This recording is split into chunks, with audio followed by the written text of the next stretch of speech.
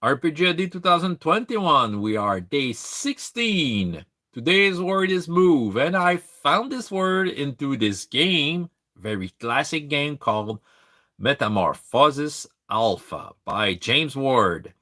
Originally, it was published by TSR when it first came out. My version is published by Wardco. I know that Goodman Games has also the right to publish a version of that game. So, historically, it's the first kind of science fiction role playing game that ever came out. A big colony ship that got through a radiation cloud. So, everyone's memory has been erased. A mutation began to pop out from the living things, and all the technology went crazy. So the adventurers are people who try to understand the world that they don't remember and try to survive. This is a very deadly, interesting game, very cool experience. So let's search the word move into that book with the usual method I've been using since the start. And we are already on page 2.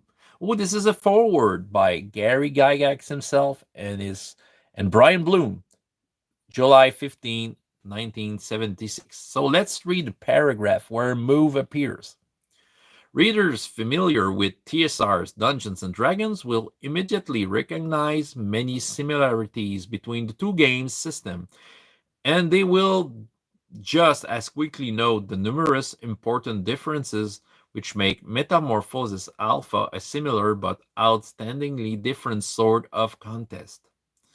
On the other hand, the existing parallels in the games make it a simple move for the players to go from one to the other, and those with existing Dungeons and Dragons campaigns may wish to incorporate ideas from this game into their campaign worlds. Very interesting, okay? I think Gary Gygax wanted to reassure the people that, if you are used to Dungeons and Dragons, you can easily move to Metamorphosis Alpha. That's the move word where why it's used here. It's not move, your character moves. No, no, no. It's moving back and forth between the two games.